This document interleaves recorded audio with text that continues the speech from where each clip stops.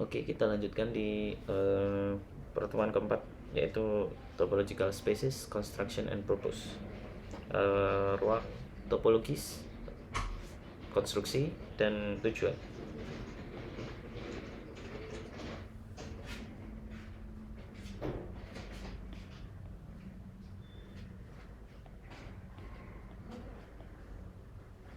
Kita masuk ke subbab 4.1, topological spaces.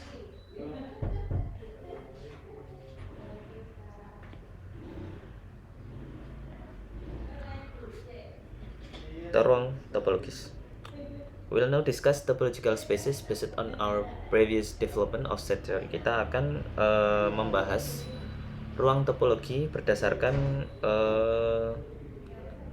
perkembangan atau ya kemarin pembahasan kita tentang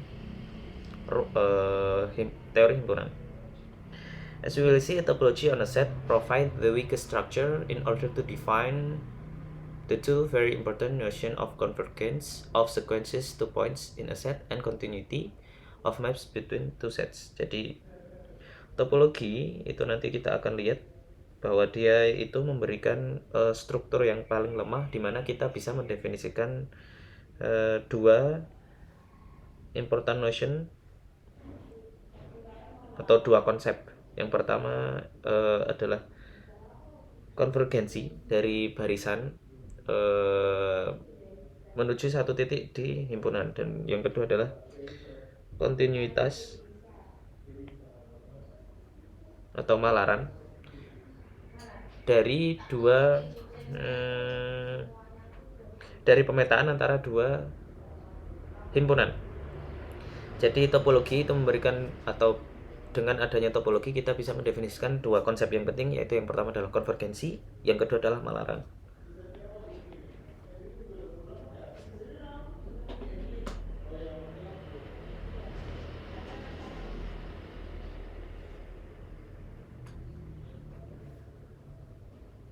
The definition of topology on a set is at first sight rather abstract ya.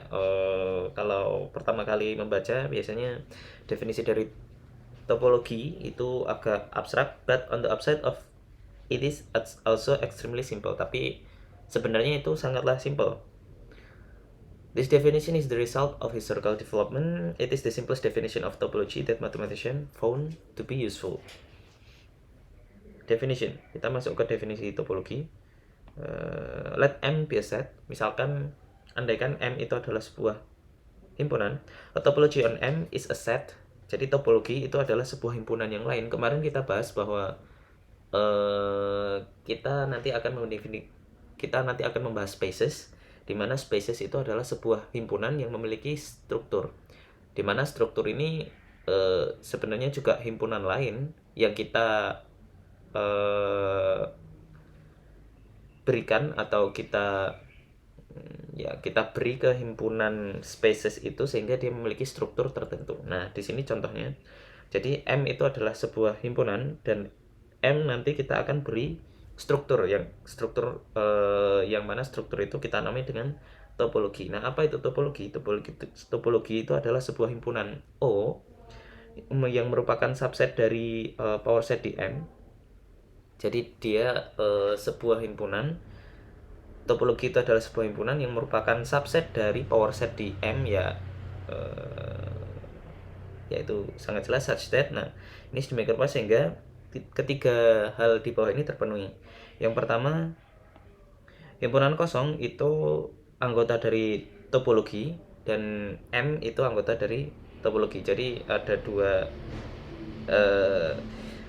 anggota yang harus ada di O, yaitu himpunan kosong dan M. Kemudian syarat yang kedua, untuk setiap pasangan UV subset dari O, intersect dari U dan V itu haruslah anggota di topologi itu. Jadi kalau kita ambil sembarang dua anggota topologi tersebut, maka irisan dari keduanya itu adalah merupakan anggota dari topologi itu juga.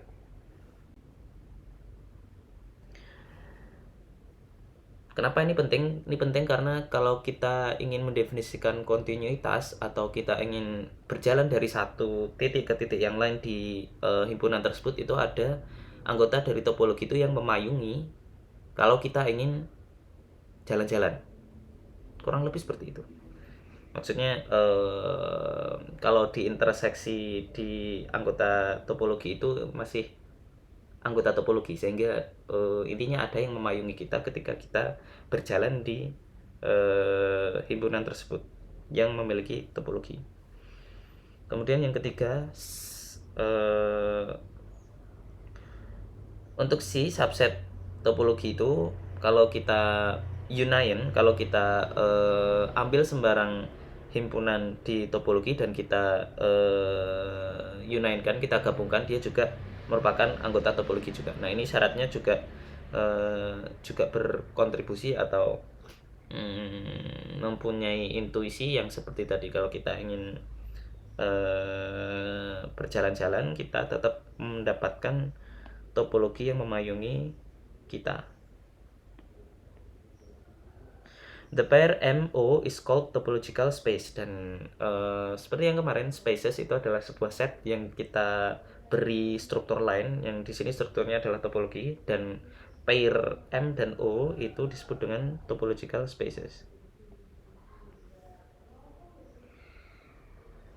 If we write let M be a topological space, then some topology O on M is assumed. Biasanya kalau misalkan nanti di pembahasan berikutnya, kalau kita bilang let M be a topological space, biasanya struktur topologi O-nya itu sudah diasumsikan. Biasanya kita ambil topologi alamiah, atau ya biasanya kita ambil topologi alamiah. Nanti kita akan bahas apa itu topologi alamiah.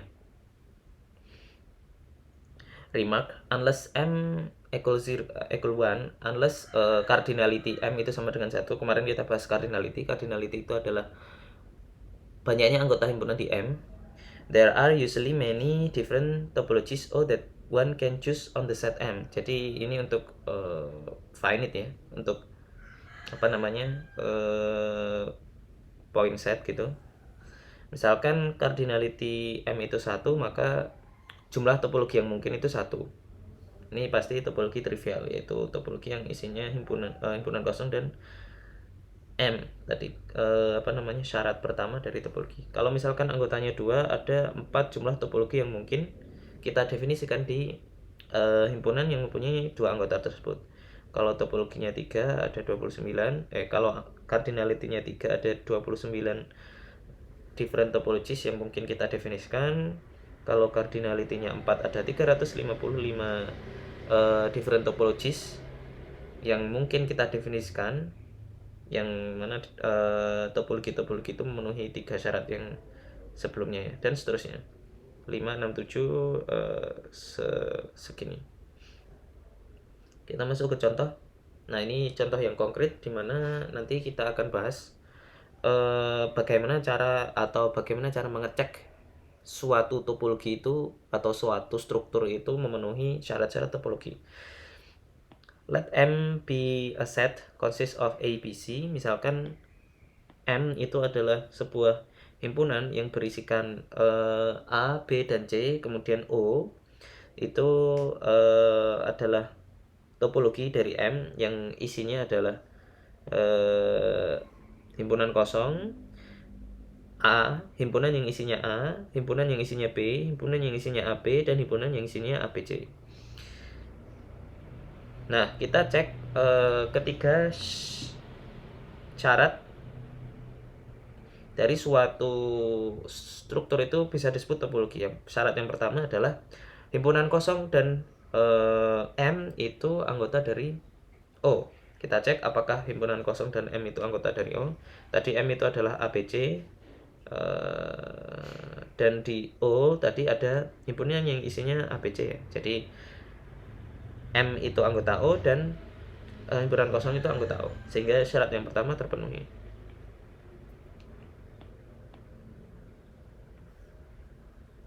Syarat yang kedua, ini sedikit nguli. Untuk sembarang 2 anggota O,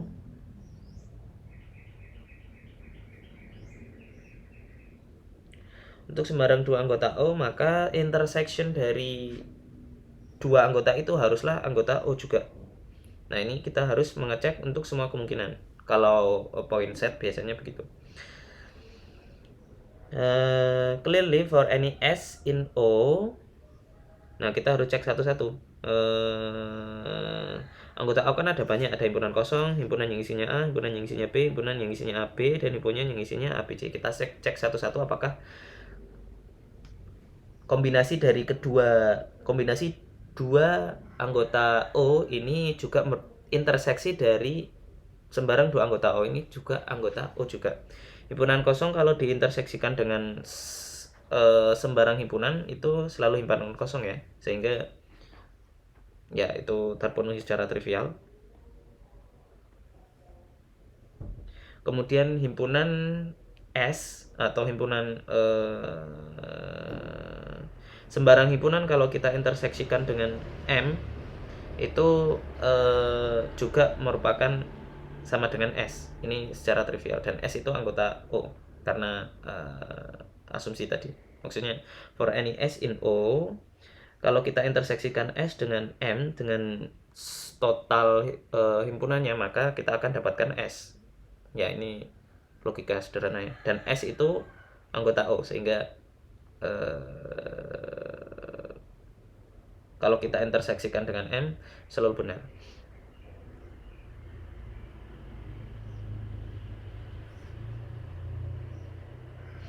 Jadi strateginya di sini adalah kita ambil sembarang himpunan dan kita cocokkan satu-satu, atau kita interseksikan satu-satu, dan apakah dia anggota himpunan interseksinya itu merupakan anggota himpunan O atau tidak. Kalau iya, berarti syarat kedua terpenuhi.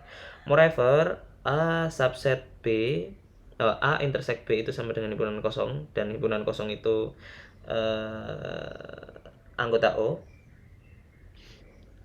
Jadi tadi ini dan ini sudah, berarti sisanya yang tiga ini ya. Tiga ini kita cek untuk kombinasi mereka AB, AAB, kemudian yang terakhir BAB.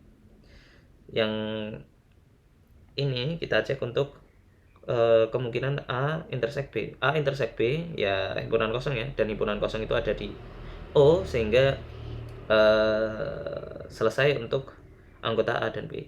Kemudian kita cek untuk A dan AB. A intersect AB itu A ya, dan A itu anggota O. Good, terpenuhi. Jangan sampai interseksinya itu bukan anggota O, intinya seperti itu. Kemudian B intersect AB itu B, dan B itu anggota O, sehingga terpenuhi. Jadi sembarang di sini kita buktikan sembarang dua anggota O itu kalau kita interseksikan dia tetap anggota O juga.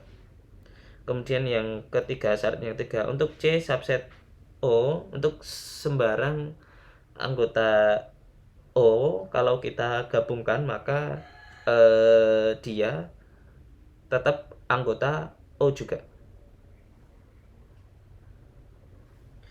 Jadi kita cek untuk semua kemungkinannya. Let C itu subset O. If M in C, then union C sama dengan M anggota O ya. Ini pasti benar. Kalau misalkan subset dari C itu mengandung M, maka gabungannya pasti M. Ya logika sederhana ya. Maksudnya kalau ada M, kalau digabungkan, karena M itu sudah seluruh himpunan, ya berarti kalau digabungkan ya maksimal itu M itu. Kemudian if A, B in C or A, B in C but M tidak ada di C, maka gabungan C itu AB. Misalkan, nah di sini karena topologinya ini enggak, atau karena O-nya ini enggak ada C-nya, maka misalkan AB atau A, B itu ada di C, maka gabungannya pasti AB. Karena AB itu paling besar gitu. Kalau misalkan C kecilnya enggak ada. Dan AB itu juga lah merupakan anggota di O. Ini AB itu merupakan anggota di O, sehingga ya masih memenuhi syarat yang ketiga. Jadi jangan sampai ada gabungan yang bukan yang hasil dari gabungan tersebut itu bukan anggota O. If either A in C or B in C but A B tidak ada di C, jadi ini strateginya adalah dimulai dari besar, kemudian kita kurangkan satu anggotanya. Misalkan A di C atau B di C, tetapi AB tidak ada di C dan M tidak ada di C, sehingga hanya mungkin himpunan kosong A dan B.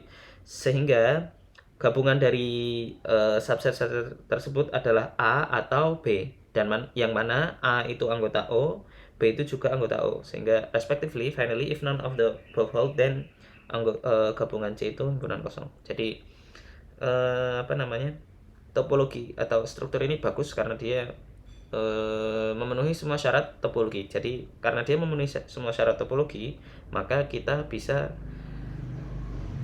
memberi nama atau kita bisa,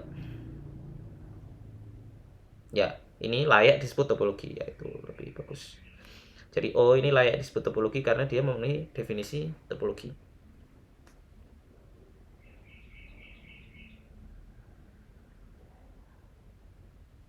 Jadi tadi apa namanya, definisi topologi itu adalah suatu himpunan O subset dari power set di M sedemikian rupa sehingga himpunan kosong ada di O, M ada di O, sembarang dua anggota O itu kalau kita slice, kita selisihkan, bukan kita intersectkan, saya lupa bahasa Indonesianya apa, itu ada di O juga.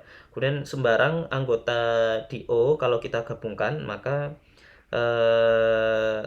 tetap ada di O.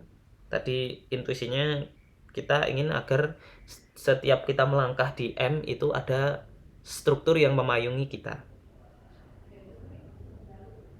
atau topologi yang memayungi kita. Example 4.3, let M be set then O itu sama dengan himpunan kosong dan M is topology on M, ya. Ini namanya trivial chaotic topology.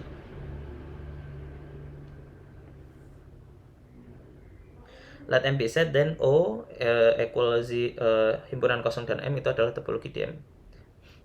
Dan kita harus cek apakah himpunan O yang berisikan himpunan kosong dan M itu memenuhi ketiga syarat kelayakan suatu struktur disebut topologi. Yang pertama ya himpunan kosong anggota O, M anggota O terpenuhi secara trivial. Kemudian kita cek apakah dua sembarang anggota O tadi yang isinya himpunan kosong dan M itu tetap anggota O juga. Himpunan kosong kalau diintersekkan dengan himpunan kosong hasilnya himpunan kosong. Himpunan kosong kalau diintersekkan dengan himpunan kosong kalau diintersekkan dengan himpunan kosong hasilnya himpunan kosong, yang mana himpunan kosong ini anggota O jadi terpenuhi. Himpunan kosong kalau diintersekkan dengan himpunan semuanya itu himpunan kosong, yang mana himpunan kosong ini anggota di O juga jadi terpenuhi. M kalau kita intersekkan dengan M hasilnya M, yang mana M ini anggota O. Jadi terbukti bahwa sembarang dua anggota O tadi itu hasilnya tetap di O. Kemudian sembarang anggota O kalau kita gabungkan maka hasilnya harus di O juga. Ini syarat yang ketiga. If M in C then gabungan C itu M. Oke, otherwise gabungan C itu O. Ya, jelas ya. Jelas, dan gabungannya ada di O. Kemudian yang terakhir this is called the chaotic topology and can be defined on any set. Dan chaotic topology ini atau topologi yang trivial ini itu selalu bisa kita definisikan di sembarang himpunan. Dia disebut chaotic karena nanti kalau tidak salah any sequence itu akan konvergen ke sembarang titik gitu, karena payungnya cuman besar sekali gitu, jadi agak chaotic gitu. Kalau payungnya kecil, maksudnya payung ini anggota topologinya itu, kalau payungnya kecil-kecil nanti lebih mudah atau apa namanya, konvergensi dan kontinuitas itu nanti akan ya ada payung yang kecil-kecil, sehingga nanti kalau kita ambil barisan nanti bisa konvergen ke satu titik gitu. Example 4.4, let M be set, then O equal PM is a topology on M. Jadi misalkan M itu adalah himpunan, maka O, struktur O yang dia merupakan sama dengan power set itu adalah topologi di M. Kita cek secara sederhana, O itu ada di PM dan M itu ada di PM. Pasti ya, karena PM itu isinya semua subset dari M. Kemudian sembarang anggota PM itu kalau kita intersekkan pasti anggota PM juga. Ya, pasti. Kemudian semua anggota atau sembarang anggota PM kalau kita gabungkan maka dia pasti anggota PM juga, karena PM itu isinya sangat banyak sekali dan isinya adalah semua subset-subset yang mungkin di M. Jadi ya dia adalah struktur yang paling fine. Fine itu paling apa ya, paling kecil-kecil gitu, paling ya paling fine, yang mana bisa kita definisikan di suatu himpunan M. This is called the discrete topology and can be defined any set. Dan sama seperti chaotic topology, discrete topology ini bisa didefinisikan untuk sembarang set M. Oke, kita di bagian ini kita belajar apa itu topologi, definisi dari topologi. Topologi itu adalah sebuah struktur yang mana dia adalah subset dari PM, dan dia memenuhi 3 syarat. Himpunan kosong ada di O, M ada di O, dan sembarang dua anggota topologi itu kalau kita intersekkan dia anggota topologi juga, dan sembarang anggota topologi itu kalau kita gabungkan maka dia anggota topologi itu juga. Dan pair M, O kita sebut dengan ruang topologis.